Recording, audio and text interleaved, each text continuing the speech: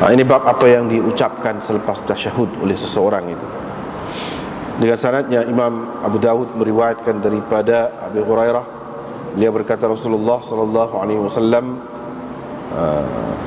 bersabda, apabila seseorang daripada kamu selesai bertasyahud akhir, maka hendaklah dia meminta perlindungan dengan Allah daripada 4 perkara. Yang pertamanya daripada azab Jahannam, yang keduanya daripada azab kubur, dan yang ketiga daripada fitnah kehidupan dan kematian, dan yang keempatnya yaitu daripada kejahatan Masih Ad-Dajjal. Diriwayatkan daripada Ibnu Abbas daripada Nabi SAW bahawa baginda mengucapkan selepas bertasyahud, Allahumma inni a'udzubika min azabi jahannam, aku berlindung denganmu daripada azab Jahannam, aku berlindung denganmu daripada azab kubur, aku berlindung denganmu daripada fitnah Dajjal, aku berlindung denganmu daripada fitnah kehidupan dan kematian.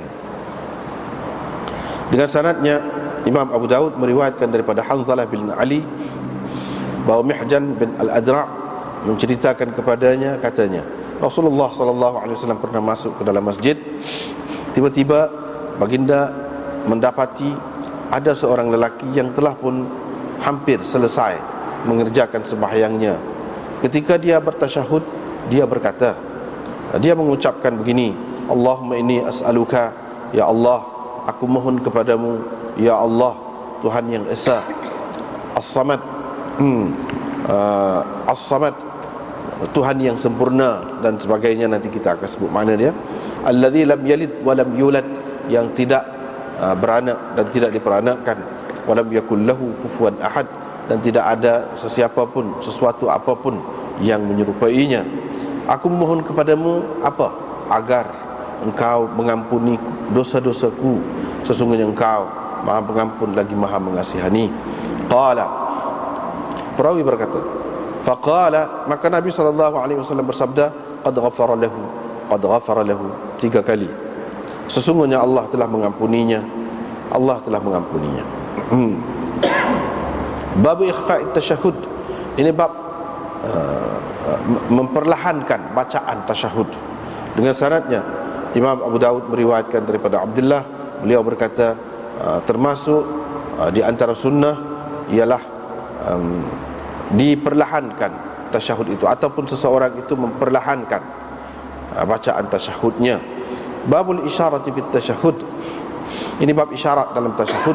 Dengan sanadnya Imam Abu Dawud meriwayatkan daripada Ali bin Abdurrahman Al-Muawi, beliau berkata, pernah Abdullah bin Umar melihat saya bermain-main dalam sembahyang dengan tangan saya, main-main anak batu dengan tangan saya. Bila dia selesai bersembahyang, dia pun menegah saya daripada melakukan begitu. Beliau berkata, kamu lakukanlah seperti mana yang dilakukan oleh Rasulullah SAW. Aku pun bertanya dia, bagaimana yang Rasulullah SAW lakukan dalam sembahyangnya? Dia pun kata, apabila dia duduk dalam sembahyang, dia meletakkan tapak tangan kanannya di atas paha kanannya, dan baginda menggenggam jari-jarinya semua sekali, dan dia mengisyaratkan, baginda mengisyaratkan dengan jari yang mengiringi jari ibu jari, yang ini dengan jari telunjuklah, dan dia meletakkan, baginda meletakkan tangan tapak tangan kirinya di atas paha kirinya. Dengan sanadnya Imam Abu Dawud meriwayatkan daripada Amir bin Abdullah bin Az-Zubair, daripada ayahnya, yakni Abdullah bin Zubair, beliau berkata Rasulullah SAW apabila duduk dalam sembahyang, baginda akan memasukkan kaki kirinya ke bawah paha kanannya dan ke bawah betisnya, dan dia akan menghamparkan kaki kanannya. Wa wada'a yadahu al-yusra 'ala rukbati al-yusra, baginda meletakkan tangan kirinya di atas lutut kirinya, dan meletakkan tangan kanannya di atas paha kanannya. Wa asyara bi usbu'ihi, dan baginda mengisyaratkan dengan usbu'nya, dengan jarinya. Wa arana Abdul Wahid menunjukkan kepada kami isyarat dengan jari itu jari mana? Dia mengisyaratkan dengan jari sababah, jari telunjuk. Dengan sanadnya Imam Abu Dawud meriwayatkan daripada Amir bin Abdullah, daripada Abdullah bin Az-Zubair, bahawa beliau menyebutkan sesungguhnya Nabi SAW mengisyaratkan dengan jarinya apabila baginda berdoa, wala yuharrikuha, dan baginda tidak menggerak-gerakkannya. Wa qala Ibnu Jurayj berkata, wa zada Amr bin Dinar, Amr bin Dinar berkata, katanya akhbarani Amir daripada ayahnya bahawa beliau melihat Nabi SAW berdoa begitu. Wa yatahamalu Nabi SAW biyadihi al-yusra ala fakhidhihi al-yusra, baginda SAW memegang dengan tangan kirinya di atas ataupun meletakkan tangan kirinya di atas paha kirinya. Dengan sanadnya Imam Abu Dawud meriwayatkan dengan sanadnya lain, dengan sanad lain daripada Amir bin Abdullah tadi juga bihadzal hadis ini. Qala, beliau berkata, qala, perawi berkata, perawi datang lagi tu kata, yakni Abdullah bin Az-Zubair, la yujawizu basaruhu isyaratahu, yakni matanya, pandangannya tidak melampaui isyarat jari dia tu. Mana dia tengok situ, tidak lebih ke depan tengok je. Hadis Hajjaj lebih sempurna, kata Abu Dawud.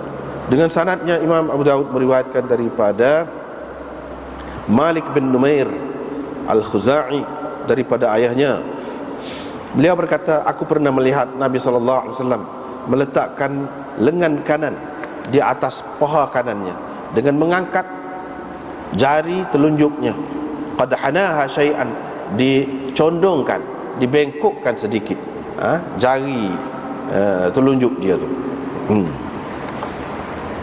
Itulah.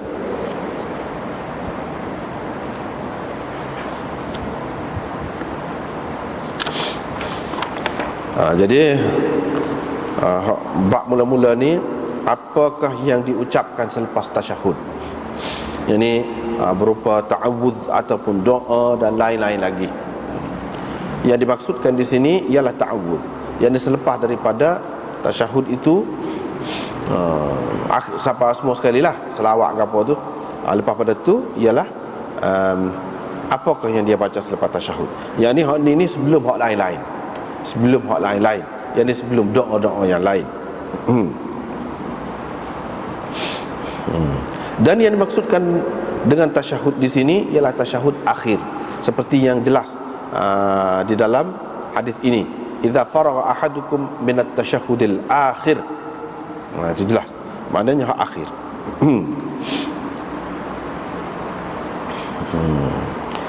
Jadi apabila dia sebut hak akhir ini, bermakna ini semua tidak elok lah, tidak mustahab dibaca dalam tasyahud awal. Jadi ini semua ni dalam tasyahud akhir. Dalam tasyahud awal tidak dibaca, sebab tasyahud awal dia memang nak peringkah. Dengan maksud ringkas itu, banyak perkara lah yang disebutkan ataupun dibaca di dalam tasyahud akhir itu tidak dibaca di dalam tasyahud awal. Begitu juga dengan ta'awudz ini. Jadi hadis ini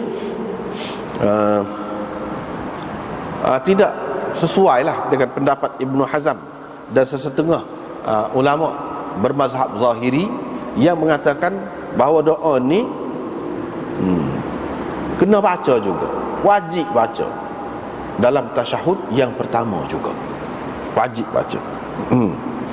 Bahkan kalau mengikut Tawus, di kalangan tabi'in, Tawus dia suruh anak dia tak baca ni dalam tasyahud yang pertama, sudah semaya dia suruh mayah mula. Siapa setara tu ada, tetapi ini bukan pendapat jumhur ulama, bukan pendapat kebanyakan ulama. Ini pendapat sebahagian sahaja. Hak kebanyakan ulamanya tidak. Dalam tasyahud yang pertama tidak dibaca semua ni. Adapun dalam tasyahud yang akhir ataupun tahiyat akhir, kita panggil tahiyat akhir.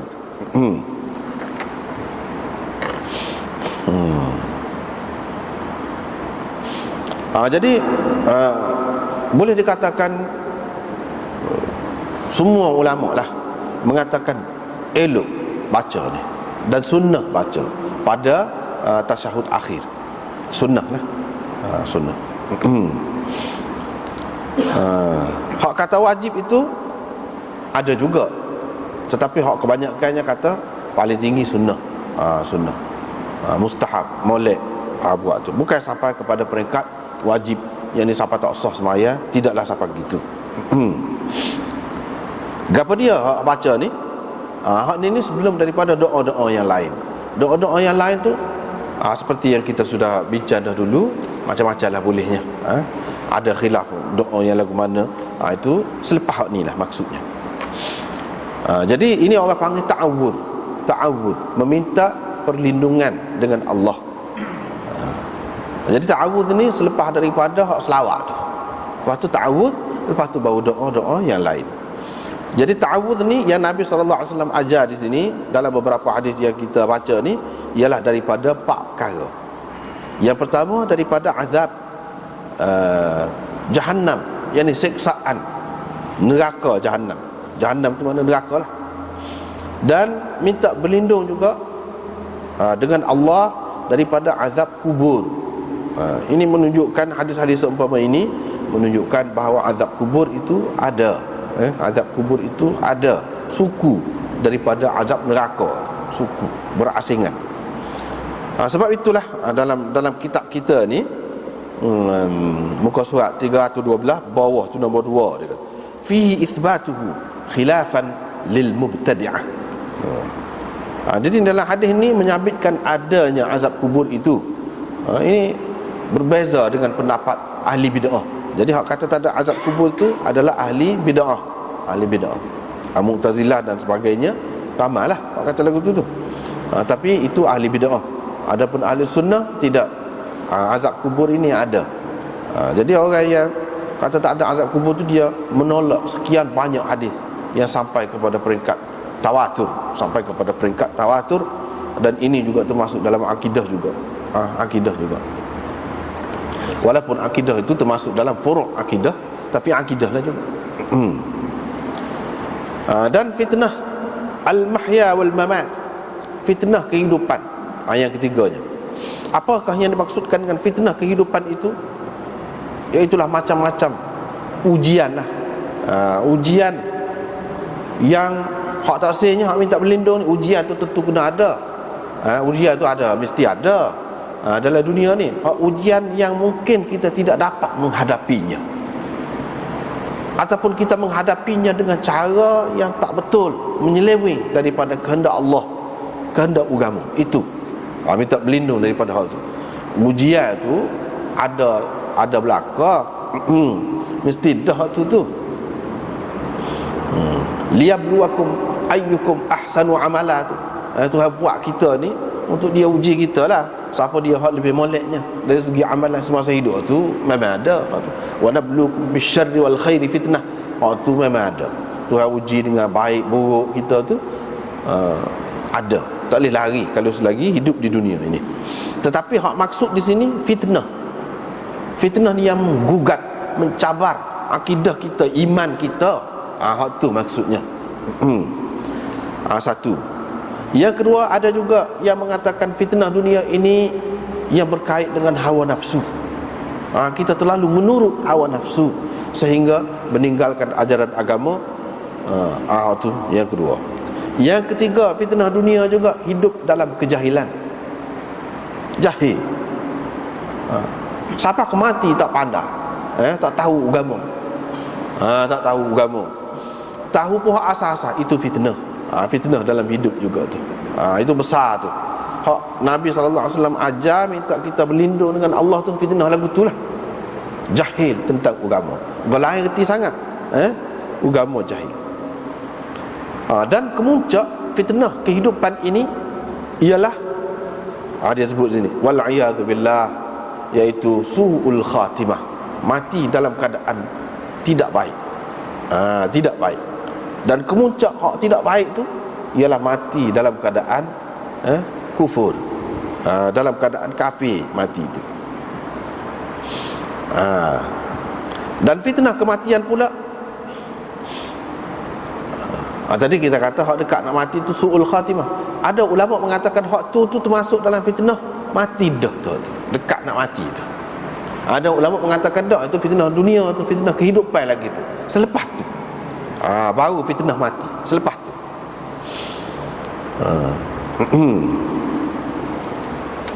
ataupun maksud fitnah mati ni ujian yang kita tidak tertanggung di dalam kubur, di alam kubur, alam barzakh itu.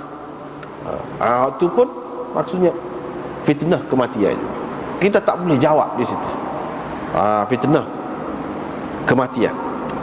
Dia tanya, malaikat tanya, kita tak boleh jawab. Ataupun kita diseksa di dalam kubur. Itu dikatakan fitnah kematian. Dan memang di dalam hadis-hadis yang sahih sangat banyak fitnah di dalam kubur ini memang ada, iaitu di antaranya annahum yuftanuna fi quburihim. Mereka diuji di dalam kubur-kubur mereka.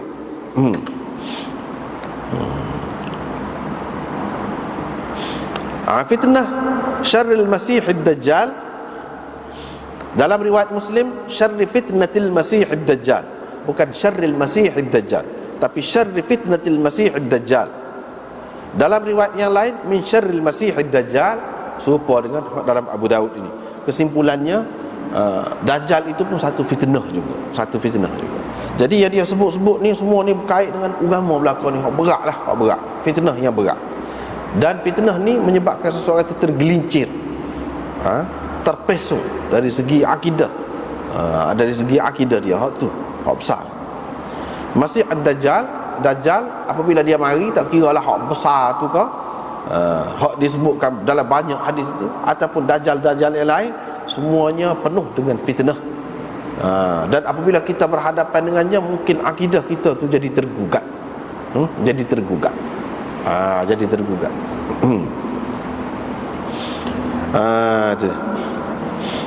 Di antaranya Dajjal yang akan keluar dalam hadis Muslim ada sebut daripada Isfahan. Yatma'ud Dajjal min Yahuda Isfahan 70,000 alaihimut tayalisah. Itu pun cukup besar fitnah. Kena sama kita, kena kita sudah ni. Itu dan dengan kita. Iaitu Dajjal akan diikut oleh 70,000 Yahudi Isfahan. Mereka pakai tayalisah, taylasan, maknanya jubah hitam. Jadi kebanyakan ulama kita hak sekarang ni, termasuklah guru Anas sendiri, semasa di Pakistan dulu, dia kata Khomeini, kata dia, itu yang dimaksudkan Dajjal itu. Yang timbul tu sama kita, kata dia. Sebab apa? Sebabnya Isfahan duduk mana? Yahudi dia sebut, Yahudi ni duduk Israel lah. Kalau kita kata sama Nabi, Israel tu pun tak ada dah. Israel tu tapi ada lah ni. Kalau kita cari dalam Israel, tak ada nama Isfahan. Isfahan masyhur, semua orang tahu Isfahan. Duduk di Iran. Terletak di Iran. Lepas tu dia kata Yahudi. Apa makna Yahudi? Orang Yahudi ke ataupun perangai dia supaya Yahudi? Dua. Ada yang mengatakan ini Yahudi memang Yahudi sungguh lah, tapi sebab orang Yahudi ni asalnya dia tak ada negeri. Sebab dia ni jahat, lama-lama buat halal lari pergi rata gitu. Di antara tempat besar mereka larinya ialah di Iran. Seperti yang kita maklumkan dalam sejarah, Hitler dulu bunuh Yahudi kan. Ke Jerman pun ada juga. Perginya ke Rusia pun ada, rata negeri pergi.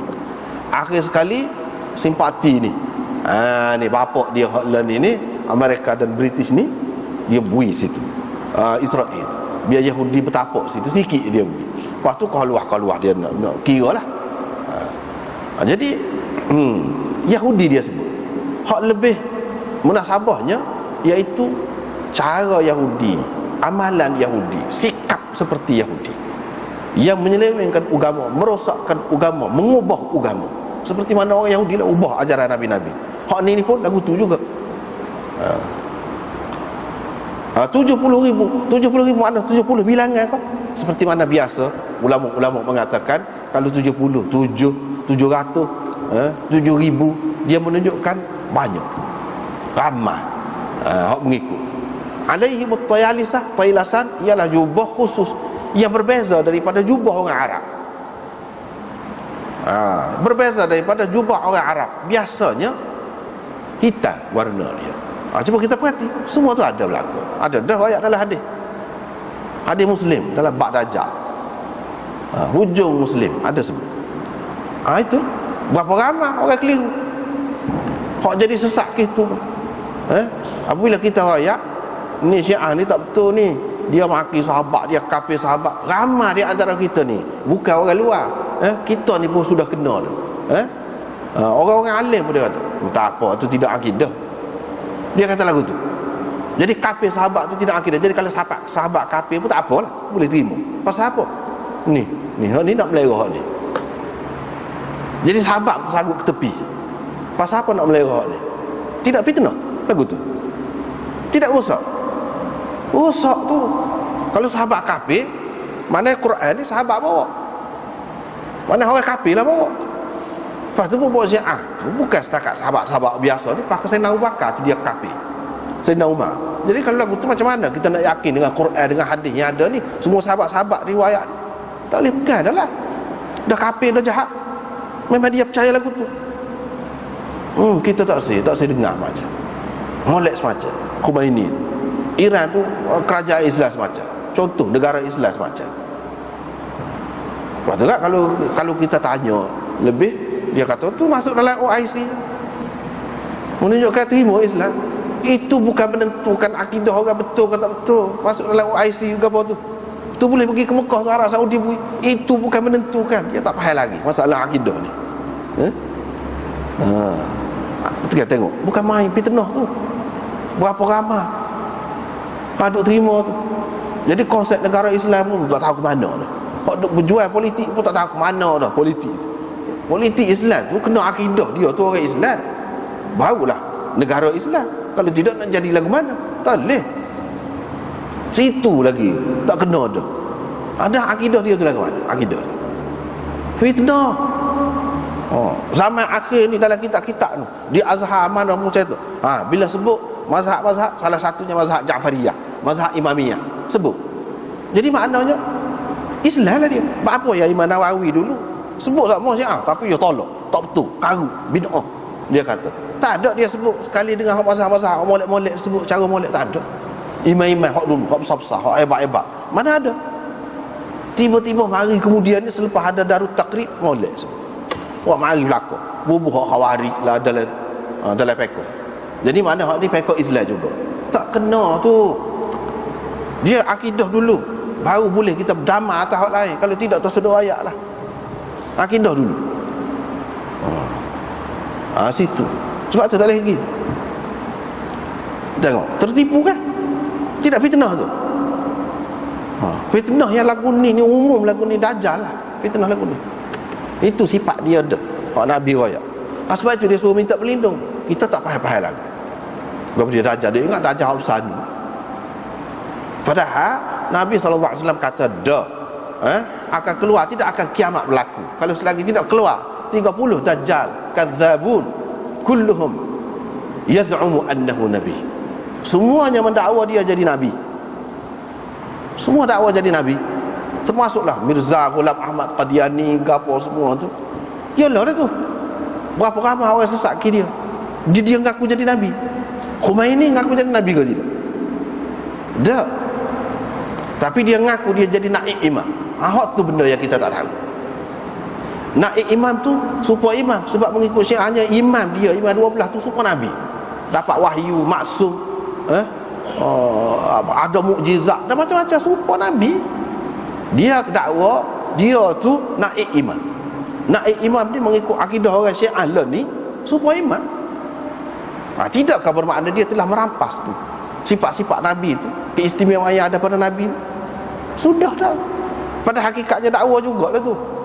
Sebab itulah Syah Waliullah sebut orang zindik ni lagu mana? Zindik ni kafir zindik ni. Dia berasa dia Islam, orang lain tak betul, tidak Islam. Dia berasa dia Islam, orang lain tu tidak Islam, tak betul, dia hak betul. Tetapi dia takwil hak hadis, hak sahabat ke apa dia tak pakai. Itu salah satu ciri dia. Salah satunya dia kata, tidak semestinya orang tu apabila dia terima seseorang yang lain sebagai nabi selepas nabi kita, baru rosak akidah dia. Tak mesti lagu tu.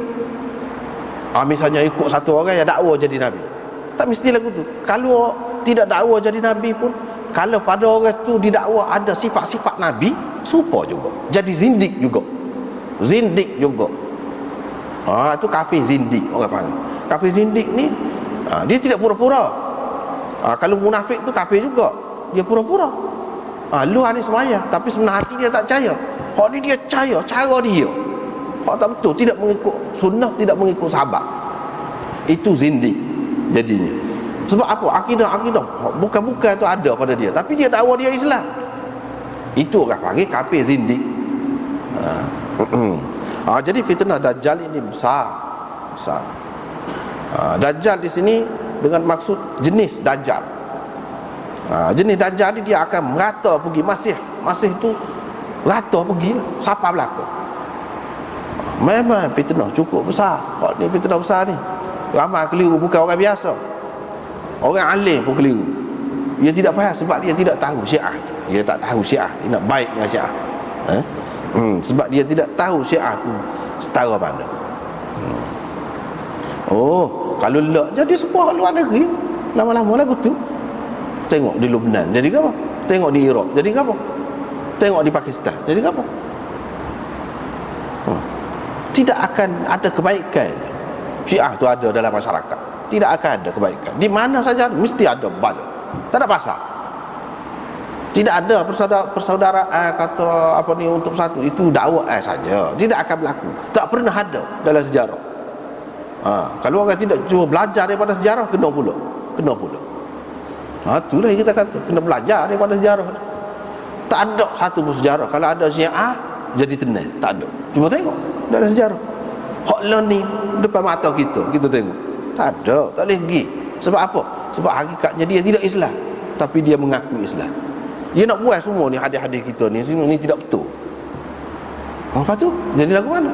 Terima hak dia, mana boleh. Itu dia. Dia bawa Islam ganti atas nama Islam. Islam yang lain. Bukan Islam tu lah, jadi lagu lain, segala-galanya jadi lain. Itu benda. Jadi ini doa ta'awudz ini sebab apa? Daripada Dajjal minta berlindung, besar sangat bala dia je. Keliru orangnya. Lagu tu kita tak nampak. Kita tak nampak. Inilah benda yang terletak pada iman ni. Hak ni lah kita nak kepada paduan hadis sunnah ni. Kalau ikut sunnah dia ayat dah. Dia ayat dah. Yakunu qaumun fi akhir zaman yusammawna ar-rafidah yarfuduna al-islam wa yalfizuna qatiluhum fa innahum musyrikun. Ayat dah. Dalam hadis ada dah. Akan ada sebelum kiamat ni satu golongan yang orang panggil Rafidah. Rafidah Syiah lah. Dia dakwa dia Rafidah. Pokok dia dakwa dia Rafidah. Mereka sebenarnya tolak Islam, tapi dakwa Islam. Tengok Nabi royak. Tolak Islam lagu mana? Tengok akidah lah. Akidah dia lagu mana? Tak tolak lagu tu. Banyak lah kalau nak sebutnya. Banyak lah. Tolak Islam, tapi mereka dakwa Islam. Nabi suruh perang, suruh lawan, kerana mereka sebenarnya musyrikun, syirik. Nak tahu syirik tak syirik? Tengok ajaran Syiah tahun lalu, syirik dia. Lagu mana dengan imam-imam dia tu, dia buat sepuluh Tuhan. Sayyidina Ali sepuluh Tuhan. Memang gitu. Hak Nabi kata tu betul. Dalam keadaan gelap gelita lagu ni, kalau kita tidak pandukan dengan Quran dan Sunnah, habis kita kena. Kita duk main semangat politik kau saja, kena persaudaraan kau, tak tu kalau kena. Ataupun kita terpengaruh dengan zahir kau, dengan jubah kau, kena. Tak boleh dalam keadaan ni. Dia kena akidah. Dalam keadaan ni tak boleh pergi. Dia kena akidah. Sebab itulah dalam hadis hak tentang Dajjal, hak besar tu, hak akhir zaman, hak Nabi Isa yang bunuh tu pun, kan dalam hadis sebut, dia tulis sini kafir ni, kafarat dai tu. Tapi Nabi kata Orang yang tidak beriman tak nampak tu. Tapi kalau orang buta huruf pun boleh baca, nampak. Bapa tu. Dia nak ayat sini maknanya tidak bergantung pada ilmu. Kadang-kadang tak nampak. Ni lah benarnya. Sepuh berlaku lepas-lepas dah pun. Orang yang ikut-ikut, orang-orang yang sesat tu bukan calan-calan setengah-setengah tu. Hebat-hebat, cerdik. Tapi dah Tuhan nak ui terpesong, nak lagu mana? Hak tu yang kena minta pelindung ni. Bukan dalam kuasa kita benda-benda lagu tu. Kalau kita tengok ni pengikut ajaran sesak-sesak tu, luar-luar negeri, hebat alim, kena juga. Tetapi hak tak kena ni orang biasa pun kadang-kadang tak kena, dia selamat. Maknanya dia nampak seseolah dia nampak walaupun tak ada. Kalau biasa ni tak nampak, tapi dia boleh nampak. Nampak tu dengan nur iman, orang panggil cahaya iman. Itulah benda. Tapi kalau kita duduk pertikai lagi sahabat, nak lagu mana? Situ sebab tu dia pukul hak tu dulu. Nak jadi hilang iman kita. Bila kena hak tu habis kita. Serbai habis. Serbai habis. Kerak mana pun tak sakit, tak serah. Kerak mana pun. Sebab tu dia pukul hak tu dulu. Dia pukul sahabat tu dulu. Baru senang dia nak pertikaikan hadis, dia nak pertikaikan Quran, dia nak pertikaikan hak ni. Kena berlaku. Dia pukul hak tu dulu. Itu cara dia. Tapi ramai orang kita, orang alim pun kadang-kadang dia tak khabar benda ni. Dia tak khabar, dia tak sedar. Tu. Jadi dia pandai mudah, ambil mudah. Tak kisah. Dia tidak tahu benda ni menyebabkan jadi orang sesat. Supaya tukar agama. Alam tara ilal ladzina baddalu ni'matallahi kufra wa ahallu qaumahum daral bawar jahannam yaslaunaha wa bi'sal qarar. Itulah dalam Quran kata tak tengok kau orang yang tukar nikmat Allah dengan kekufuran. Agama molek-molek kita duk ikut tukar dengan hak sesat, hak dajal buat mari. Dan mereka meletakkan kaum mereka dalam kebinasaan. Bila lok ni mari ni binasa habis, semua binasa. Semua jadi sesat lah. Mereka akan masuk neraka. Itulah seburuk-buruk tempat tinggal. Cuba kalau kita tengok ayat Quran, nampaklah. Nak jadi berubah ni lagu mana akidah? Lok. Tak boleh lok. Barang dajal ni kena lawan. Dia tak boleh lok. Kalau lok wa ahallu qaumahum daral bawar. Daral bawar. Mereka meletakkan kaum mereka di dalam kebinasaan. Itu maknanya. Nikmat ada molek-molek dia nak tukar dengan tu. Panjanglah kalau nak cerita. Jadi inilah benda. Tak nampak dah tu. Hak jadi sebuah Hindu duduk amal tai pusat ke apa tu, pukul dada ke apa tu sampai darah, pukul kepala, tak nampak. Tak nampak. Ni dah jalan ni. Lagu tu lah ciri-ciri dia.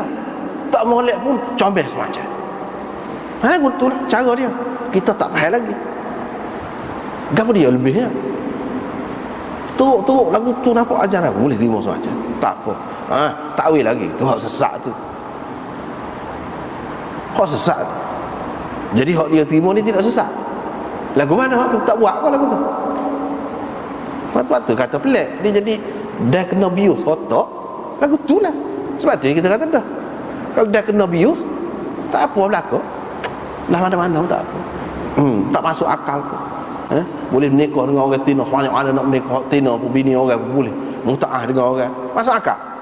Tak masuk akal. Tak apa dia kata. Pekoh Ja'fari dia lagu tu. Itulah akibatnya. Sebab tu tak boleh beri ruang. Mana ada ulama-ulama dalam kitab dulu bagi ruang? Tak ada lah. Tak ada. Sebab tu kita tengok kadang-kadang sedih ulama-ulama kemudian macam tak ada suluhan.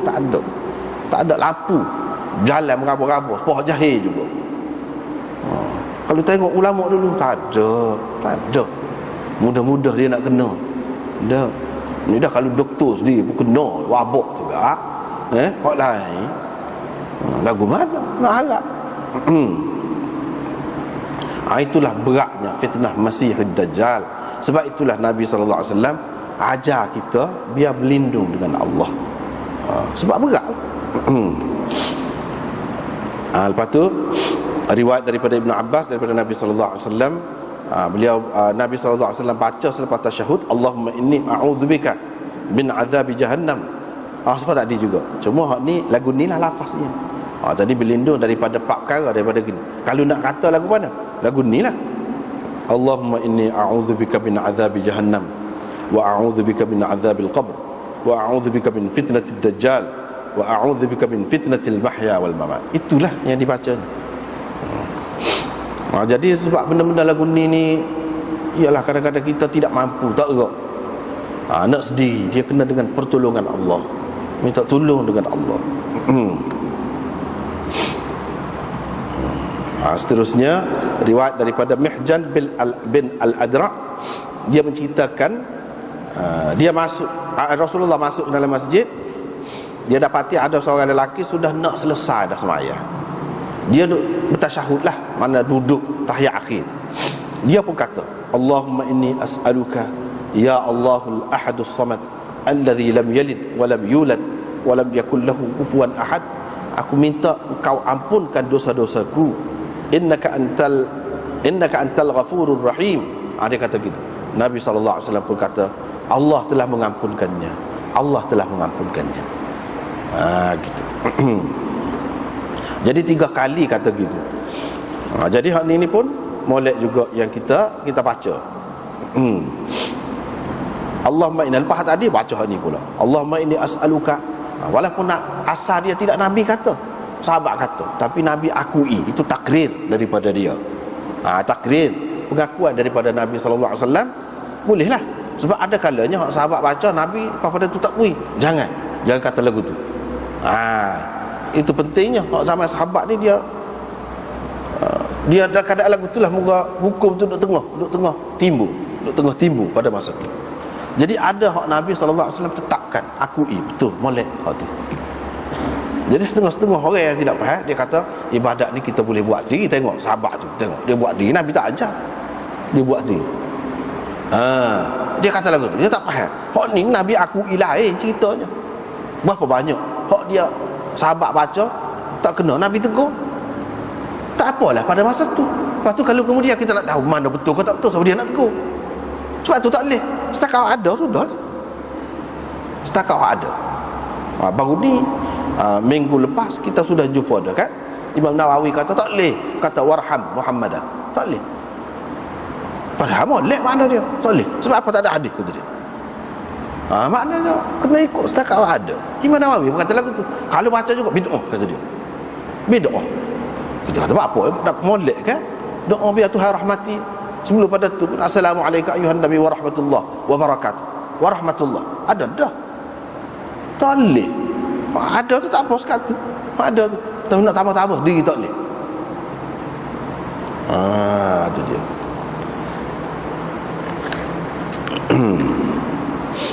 Jadi ada sebut ni. Ya Allah Al-Ahadus Samad. As-Samad ini ada beberapa makna dia. Yang pertamanya iaitu Tuan ataupun ketua yang sempurna dalam segala sudut kepimpinannya. Itu satu makna dia. Yang kedua, makna dianya Tuhan yang dituju pengharapan ataupun ditujukan pengharapan kita kepadanya, dan Tuhan yang diminta pertolongan pada ketika kita ditimpa bencana ataupun kesusahan. Itu makna As-Samad. 2. Yang ketiga, maknanya Tuhan yang kekal abadi. Itu makna As-Samad, yang kekal abadi. Setelah semua makhluknya binasa, dia tidak binasa. Itu makna As-Samad juga. Yang ketiga. Yang keempat, As-Samad iaitu Tuhan yang tidak ada kuasa yang mengatasi kuasanya. Itu makna As-Samad juga. Yang kelima, Tuhan yang tidak berlaku sebarang kekurangan kepada dia. Tidak berlaku sebarang kekurangan pada dia. Yang kelima, iaitu Tuhan yang tidak ada sedikit pun cacat celanya. Yang tidak ada sedikit pun cacat celanya. Yang keenam, iaitu seperti yang tersebut selepas tu, allazi lam yalid wa lam yulad wa lam yakul lahu kufuwan ahad. Itu makna As-Samad. Tuhan yang tidak beranak, tidak diperanakkan, tidak ada apa pun yang serupa dengan dia. Itulah As-Samad makna dia. Itu ada beberapa makna dia. Ini tersebut di dalam Ma'alimut Tanzil. Dia ambil Ma'alimut Tanzil tafsir Imam Baghawi.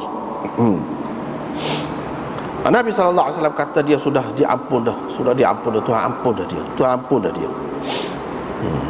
Babu ikhfa'it tasyahud. Ini bab menyembunyikan tasyahud. Menyembunyi ataupun memerlahankan. Tidak baca derah lah seperti baca Fatihah tu dalam sembahyang baca derah. Tidak lagu tu baca tasyahud, tapi baca qahar.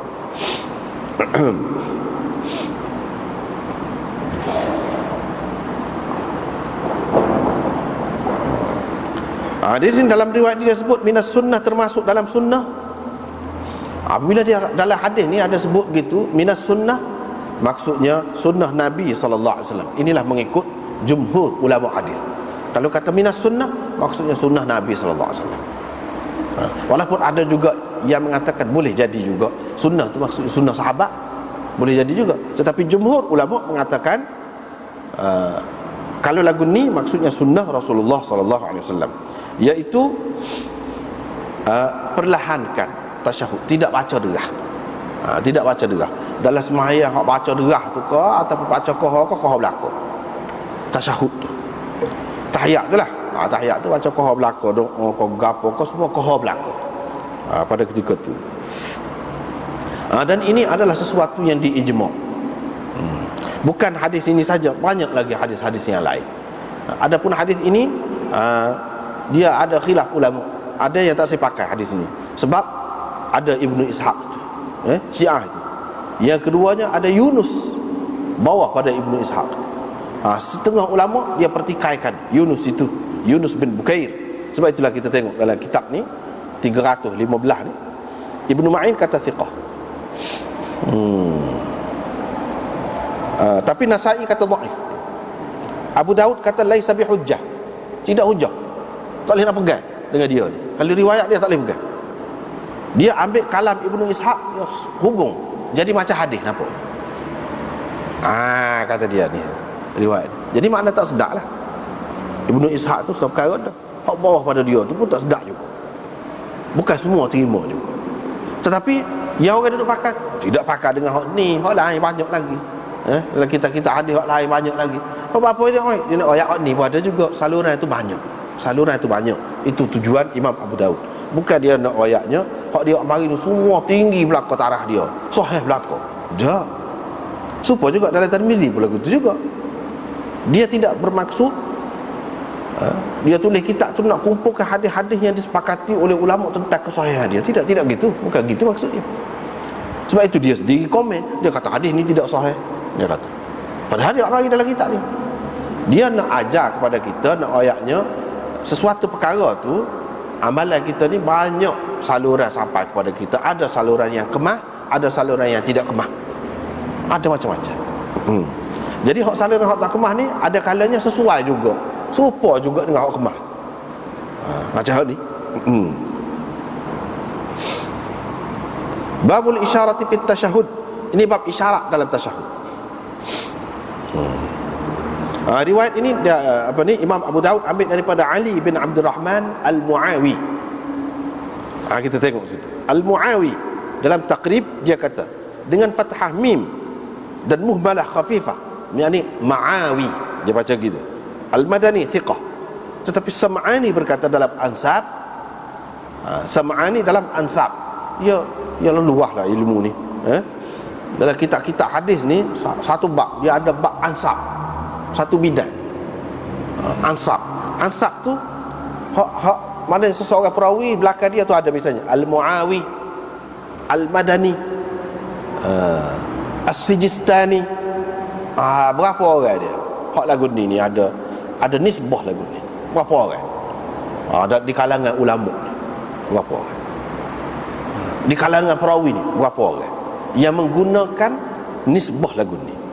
Dia ada kitab pula, bukan sebutir dua, banyak. Ansab ni saja 5 jilid, karangan Sam'ani. Dia kata hak betulnya dengan dhammah mim dan fathah muhmalah, Muawi. Ini nisbah kepada Muawiyah. Jadi asalnya Muawiyah Jadi orang-orang yang ada kaitan dengan hak tu, tidak semestinya Sayyidina Muawiyah sahabat tu, hak lain-lain pun ada kaitan dengan orang yang bernama Muawiyah, dan dia cuba kaitkan dengan orang tu kerana sesuatu sebab. Kerana sesuatu sebab, bagi orang Arabnya dalam cara dia ni, maka dia panggil Muawi.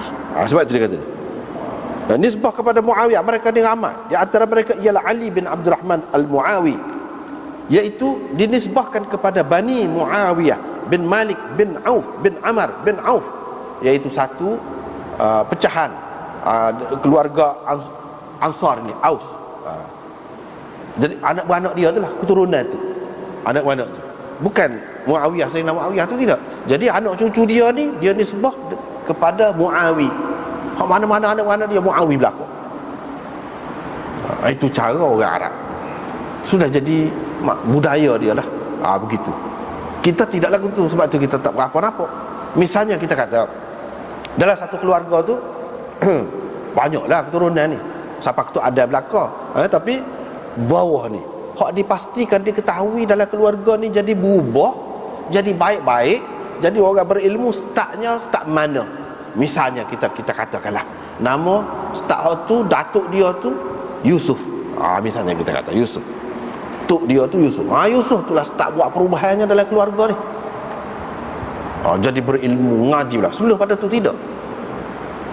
Ataupun perubahan dalam apa-apa segilah, tidak semesti dari sudut ilmu, dari sudut apa-apakah, yang mana dia kata hak ni sebenarnya daripada sini startnya, anak-anak kemudian. Jadi baik kita nisbahkan, kita kaitkan keturunan kita ni, nama kita ni, lepas pada nama kita alif belakang tu kita berbuat ni, sebab dia ni lah yang mengubah segala-galanya keluarga kita. Jadi lepas tu nama Abdul Rahman bin Abdul Qadir, misalnya Abdul Qadir tu anak pada Yusuf tadi, Al-Yusufi. Dia berbuah alif belakang tu. Hak tu pula nama Khalid bin Muhammad bin Yusuf, ataupun 7 keturunan kemudian lagi tu, bin ni akhirnya Yusufi. Itu cara dia. Maknanya dia ingat dalam keluarga dia siapa dia yang buat perubahan, yang perlu kita ingat semua. Itu cara dia. Kita tak ada tu. Kita tak cara tu nenek kita siapa tu nak. Duduk atas pokok kayu, duduk mana ikut lah. Dia tidak, dia jaga keturunan. Dan dia tahu hak ni. Jadi ini memberi perasan pula kepada hak kemudian ni. Tengok, hak lain tu nenek, hak mana-mana tak ada itu tu hilang nama dia, tidak dikenang lagi kemudian. Tetapi hak mana buat perubahan dalam keluarga, mana bawa kebaikan dalam keluarga, dikenal. Itu cara dia. Memberi semangat pada orang kemudian nak jadi baik lagu tu jugalah. Nak jadi baik lagu tu juga. Tak itu. Ceritanya. Dalam khulasah dia kata dengan fathah dhammah mim. Lepas tu ada dalam Taqribut Tahdzib fathah mim itu, ini boleh jadi silap penyalin penulis kata dia. Sebab nak kata Hafiz Ibnu Hajar salah, moga orang alim besar, takkan dia tak tahu ni. Dia kata tadi Ma'awi kata dia. Itu mungkin silap penulis kemudian. Sebab sampai dulu dia tak ada mesej cetak. Dia ada tulis. Atas tulis tu kalau salah. Cumanya orang kemudian fikirlah, ini kesalahan ni tak pernah sabar dia ni, sebab dia tak akan salah benda lagu ni. Gitu. Orang katalah, orang letak atas orang lain, sebab dia tu orang hebat sangat. Gitulah. Jadi hak betulnya ke mana-mana pun tu salah lah. Hak dalam Taqribut Tahdzib tu salah. Hak betulnya ni, supaya dalam ansab ini iaitu Al-Muawi. Baru betul. Bapa Ma'awi bukan nama Ma'awiyah, Muawi lah. Gitu. Dia kata pernah, dia kata Abdullah bin Umar ni tengok ketika aku duduk semaya, aku duduk main anak batu. Mungkin duduk gotel anak batu ke, budak-budak tak reti lagi, jahil, tak reti, duduk main anak batu. Bila dia selesai, maknanya pada ketika tu dia duduk semaya jugalah kira-kiranya. Jadi tengok semaya tu nak tegur lah ke mana. Tapi dia tengok budak ni duduk main anak batu. Main anak batu tu kau kosek anak batu depan tu kau, depan lutut tu kau, ataupun ambil anak batu duk kotel anak batu, boleh jadi belaka lah. Jadi bila dia selesai semaya, dia larang aku. Dia larang aku, jangan buat lagu tu. Kamu kena buat sumpah hak Rasulullah buat. Dalam semaya ibadat dia kena buat seperti hak Rasulullah buat. Jadi saya pun katalah kata dia, lagu mana Rasulullah selalu buat. Jadi Ibnu Umar pun riwayat gini, bila dia duduk, dia letak tapak tangan atas paha dia. Tapak tangan ni atas paha kanan. Lepas tu dia lipat, dia genggam jari-jari ni, genggam belakang. Hak ni dia buat tunjuk. Dan dia isyarat dengan jari hak ni, hak sebelah ibu jari. Dia isyarat dengan tak lain, dia genggam belakang. Dan dia letak tapak tangan kiri dia atas paha kiri. Lagu itulah cara dia buat. Gitu. Jadi hadis ini menunjukkan ada isyarat itu.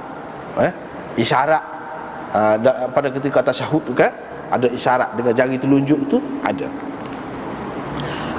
Dalam riwayat yang kedua pun lebih kurang gitu juga. Cuma ni riwayat orang lain. Dia kata Rasulullah sallallahu alaihi wasallam, Abdullah bin Zubair riwayatkan, bila dia duduk dalam semaya, dia duduk tawarruk. Dia duduk lagu ni masuk kaki kiri, bawah kaki paha kanan dan betis kanan itu orang panggil duduk tawarruk. Seperti kita duduk tahiyat akhir itulah. Itu duduk tawarruk orang panggil. Lagu itulah dia duduk. Maknanya ini menunjukkan, menggambarkan tahiyat akhir. Wa farasha qadamahu al-yumna, dan dia menghamparkan kaki kanan dia. Inilah pegangan orang yang mengatakan kaki kanan duduk gini gini bersilang. Bukan diri gitu, jari itu, tetapi begitu. Belakang. Maknanya belakang tapak kaki ni kena lantai. Gitu. Biasa juga kan? Orang buat begitu biasa juga. Ini hadisnya. Ini hadisnya. Boleh juga buat lagu tu. Tapi hak lebih biasa, hak kebanyakannya Nabi SAW dia itu jari lipat, jari kaki itu, sehingga jari-jari dia tu menghadap kiblat. Jadi hadis-hadis ni macam-macam, kita tengok kan cara duduk ni, cara kaki ni macam-macam. Ini semua untuk kemudahan kita. Jangan kita terikat sangat. Sebab orang bukan semua boleh buat lagu tu. Hak mana gemuk-gemuk tu, hak mana sakit orak tu tak boleh nak lipat lagu tu. Tu baik nak lipat, rohok lah. Siapa tak khusyuk semayang, sebab dia suruh lagu tu. Hak khusyuk tu hak pentingnya. Sebab itulah Nabi SAW tunjuk macam-macam. Tunjuk macam-macam. Dulu kita sudah jumpakan dia hola kot ni. Hola kot tu. Kaki tu kanan tu hola kot tu. Sebab kaki kiri duduk bawah betis tu pun kaki kanan pun kot tu juga. Jadi maknanya bahagian sini ni makna kena lantai. Gitu. Itu pun satu cara. Ada juga dalam hadis. Tetapi itu bukan hak kebanyakan. Hak kebanyakannya seperti tadi lah. Tapi walaupun kebanyakan pun, tengok juga atas kita tu, kemampuan kita. Sunnah ni bukan nak suruh walaupun hak ni molek, jadi kamu mampu tak mampu pun hak molek buat. Tidak lagu tu. Bukan lagu tu cara ikut sunnah. Sebab itulah Imam Syafi'i kata dia tahu sunnahnya kalau cabut tiak ni, cabut bulu ketiak, itu sunnahnya kata dia. Tapi aku tak tahan sakit kata dia tu. Sebab tu dia cukur. Imam Syafi'i cukur. Jadi mana tengok? Tengok. Mana seorang imam besar dia tahu sunnah lagu mana. Tapi tengok kemampuan kita juga. Tidak boleh ikut membabi buta sunnah. So, Imam Abu Hanifah contohnya, dia tahu sunnah. Nabi SAW sembelih unta sambil berdiri unta tu, bukan perubah unta. Dia nak buat nak ikut sunnah lagu tu lah. Gelepar unta tu nak rebah dia. Pada tu dia kata tak boleh. Kata tidak semua sunnah Nabi tunjuk lagu tu betul-betul kita kena buat lagu tu. Tengok juga kemampuan kita. Tengok juga keadaan. Memanglah unta ni setengah-setengah tempat memanglah jinak sangat. Seorang pada dah sembelih. Cah keting tu rebah tu tak ada sembelih lah. Setengah-setengah tempat. Lembu lagu tu juga. Ubah setengah-setengah tempat lagu tu juga. Seorang sembelih. Tapi ubah tempat kita jangan, lembu tempat kita jangan. 10 orang pun tak apa itu lagi. Ini gelepar kuat. Itu bergantung kepada keadaan. Jadi kita tak boleh sebentar kau sunnah kan awak lagu tu. Tidak lagu tu, tak kena tu cara tu. Jadi hak sunnah Nabi ni mengikut kemampuan kita. Apalagi kalau ada sebut dalam hadis tu cara macam-macam, macam ni, ikut kita boleh. Lepas pada tu dia letakkan tangan kiri atas lutut kiri dan tangan kanan atas paha kanan, dan dia isyarat dengan jari dia. Abdul Wahid perawi ni dia tunjuk kepada kami, isyarat tu dengan jari. Jari mana? Dia tunjuk jari telunjuk. Tu isyarat. Dua. Yang ketiganya hadis kita tengok sini, Abdullah bin Zubair juga, dia kata Nabi SAW isyarat dengan jari dia bila dia berdoa, dan dia tidak gerak. Dia tidak gerak jari dia. Dia tidak gerak jari dia. Lepas tu hal lain tu tak apa, sebab hak kita nak bincang sekarang ni hak masalah gerak jari tu. Jadi hak akhir sekali dia angkat, hak terjemah tu terjemah dia angkat jari dia, hak jari telunjuk dia condongkan sedikit. Gitu. Bukan betul gitu. Condongkan sikit. Ini dalam riwayat akhir.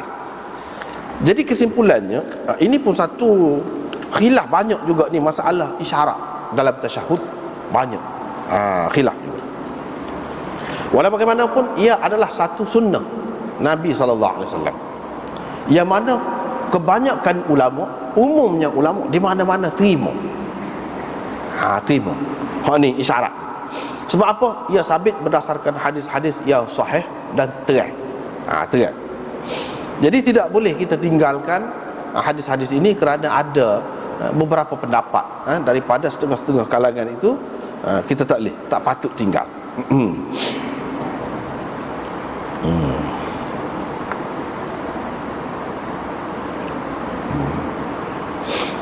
Jadi dalil ada ni. Hak ni kita kena terima hak ni. Banyaklah. Di antaranya disebut sini, imam 3 imam tu terima belaka. Imam Abu Hanifah pun terima juga. Jadi mana 4 imam tu terima belaka. Mulla Ali Al-Qari tulis kitab. Sebenarnya benda ni ada perbincangan banyak di kalangan ulama, dan ramai ulama sudah tulis kitab khusus berkenaan dengan hak ni saja. Jadi dalam kitab Tazyinul Ibarah, Mulla Ali Al-Qari ada sebut dalil hak ni dalam Quran secara ijmal, kata dia ada. Dalam Quran tak ada ni syarat jari-jari ni, tak ada. Tapi secara ijmal ada, iaitu wa ma atakumur rasul fakhudhuh wa ma nahakum anhu fantahu. Ma atakumur rasul fakhudhuh wa ma nahakum anhu fantahu. Itu hak dalil umum lah. Dan man yuti'ir rasul faqad ata'a Allah. Itu dalil umum. Sunnah banyak, kata dia, hadis banyak. Di antaranya kita baca saat ni, itu sikit baru, banyak lagi hal lain. Lepas tu dalil laginya ijma'. Sebab apa? Di kalangan sahabat, di kalangan salaf, hampir-hampir tidak ada khilaf tentang gerak jari ni. Cuma gerak lagu mana, tu ada khilaf. Hak gerak ni jari telunjuk, hak tu tak ada khilaf. Tak ada khilaf. Jari lain tak ada. Semua kata tak ada. Hak adanya jari telunjuk. Lepas tu dia sebut Imam Abu Hanifah, anak-anak murid dia Malik, Syafi'i, Ahmad dan sekalian ulama, dia kata terima ni. Tapi ada juga pendapat hak ganjil, pelik. Dia kata haram. Sampai haram. Umpamanya ada sebut sini, yang mana Mulla Aliul Qari kritik. Kaidani dia kata yang ke-10 perkara yang diharamkan dalam ni iaitu isyarat dengan sababah, isyarat dengan jari telunjuk ni, supaya yang diamalkan oleh ahli hadis, kata dia, hak tu haram, kata dia.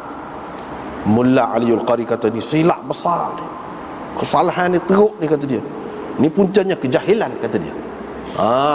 Kejahilan tentang kaedah usul dan martabat furu'. Kalaulah tidak sabit kita ni suka baik ke dia, boleh jadi siapa kafir ni lagu ni. Siapa kata gini ni boleh jadi kafir, kata dia, dan jadi murtad terang, kata dia. Kalau tidak sabit kita sangka baik kerana dia tidak sampai, tak tahu hadis ke apa ke, kita kata gitu. Bolehkah seseorang mukmin mengharamkan, kata dia, apa yang telah sabit daripada perbuatan Nabi sallallahu alaihi wasallam. Tak boleh orang mukmin tak kerja lagu tu. Yang mana hampir mutawatir dalam nukilannya.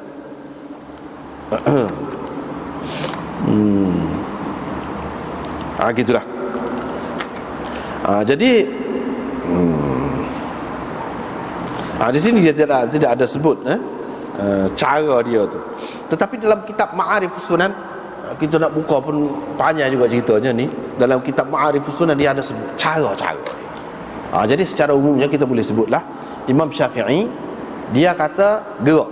Hak ni hadis ni hak kata tidak gerak ni, maksudnya setelah isyarat tu mestilah ada gerak.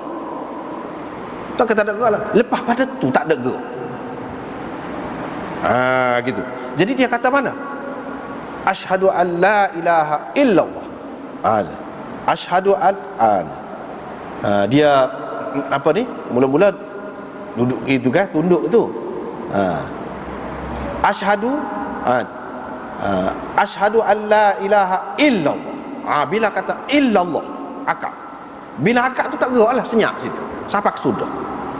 Itu dia pegang dengan hadis wala yuharrikuha. Dia tidak gerak. Dia pegang tu. Ni dia pegang ni. Dia tidak gerak. Senyap sampai sudah lah. Sampai sudah gitu. Hak ni kita sudah bicara dulu. Ni lagu mana ni nak kepar di lagu mana? Cara kepar tu ada beberapa cara. Hak masalah kepar ni. Rekah ceritanya gini. Rapak ni. Ibu jari ni rapak ke bawah jari telunjuk ni. So, satu lagi sini. Ibu jari ni duduk ni, sini. Pada ni pelipatan yang kedua, jari tengah duduk situ. Yang ketiga sini. Ibu jari bertemu dengan hujung jari tengah. Itu hadis Wa'il bin Hujr. Dia ada beberapa hadis lah. Gitu. Itu beberapa hadis yang kita tengok ada berlaku dari segi lipat tu. Lepas tu ada pula riwayat yang kata tak ada lipat langsung. Buka gitu. Ada juga.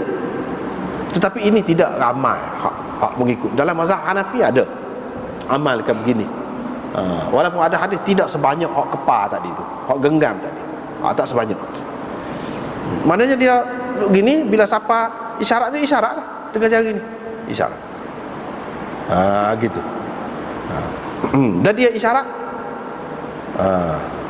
Mana apa ni? Kalau Imam Syafi'i tadi apa ni? Illallah tu naik. Kalau mazhab Hanafi asyhadu tu naik.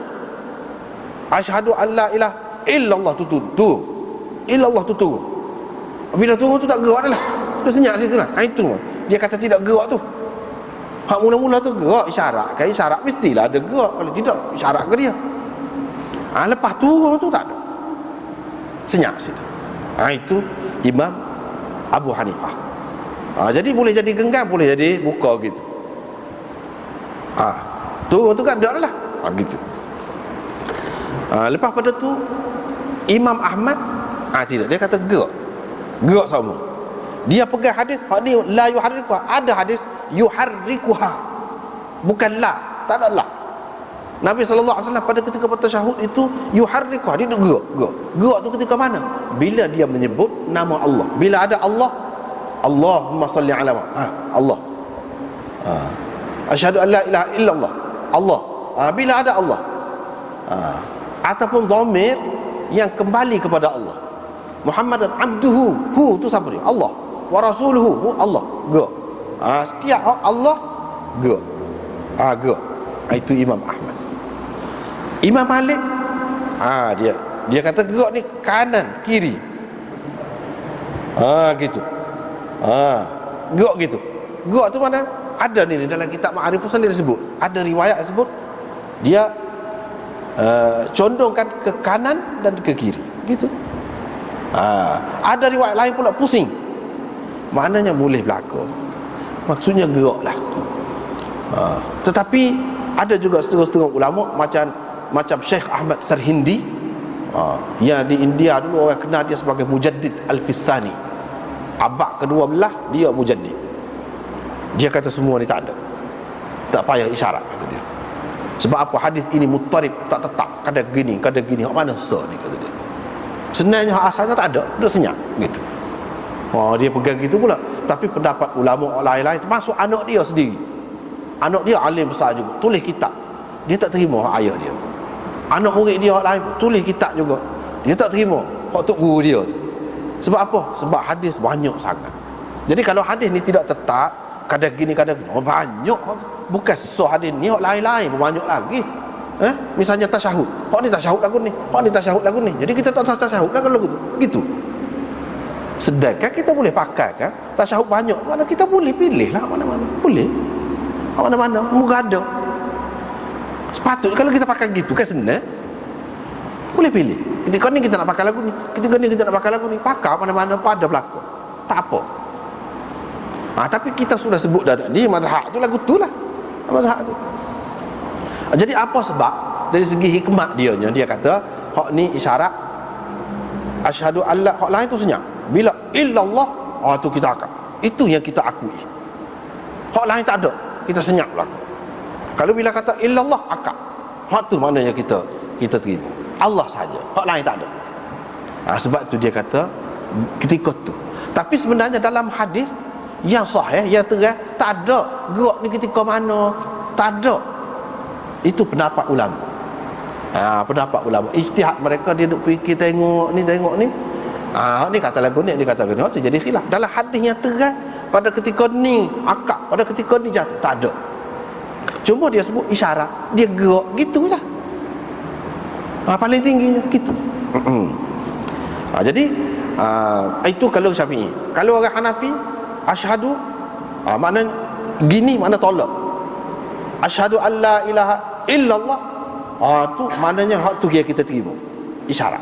Sebab nak kecek ke apa tak boleh kan dalam sembahyang, isyarat lah. Dalam riwayat Sa'ad bin Abi Waqqas, dia isyarat dua jari, pernah dia isyarat.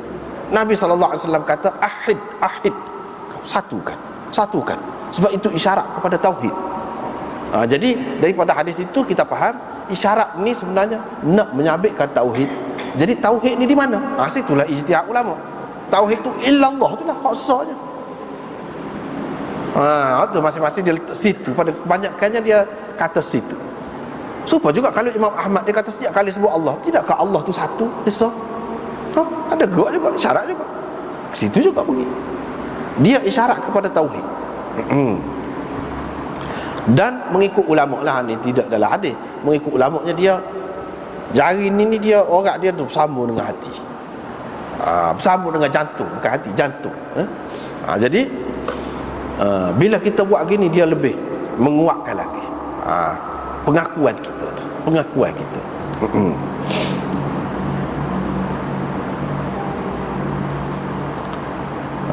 Dan ada hadis, walaupun hadis itu tidak sahih, dhaif, ada di sini dalam kitab ni pun ada hadis riwayat Ibnu Umar. Nabi SAW kata menggerakkan jari dalam sembahyang itu melarikan syaitan, menakutkan syaitan. Tapi hadis itu tidak sahih, dhaif, menakutkan syaitan. Sebab apa? Memanglah kita nak menyabitkan tauhid kan, kita nak menafikan syirik, tolak hak lain semua, takutlah syaitan, tak senanglah dia. Gitu. Jadi hak lain-lain tu nampaknya lebih kurang lah. Maknanya secara kesimpulannya dapat kita buat, iaitu gerak jari ni, jari telunjuk ni dalam sembahyang itu ada sabit berdasarkan sunnah. Cuma kaifiat dia tu itu khilaf. Tapi gerak tu sendiri ada. Jadi orang yang kata ini adalah satu bid'ah ataupun tak ada, tak perlu diamal, itu tak kena. Walaupun ada daripada ulama-ulama besar pun ada juga seorang dua, tapi itu tidak ramai. Adanya kebanyakan mereka terima berlaku.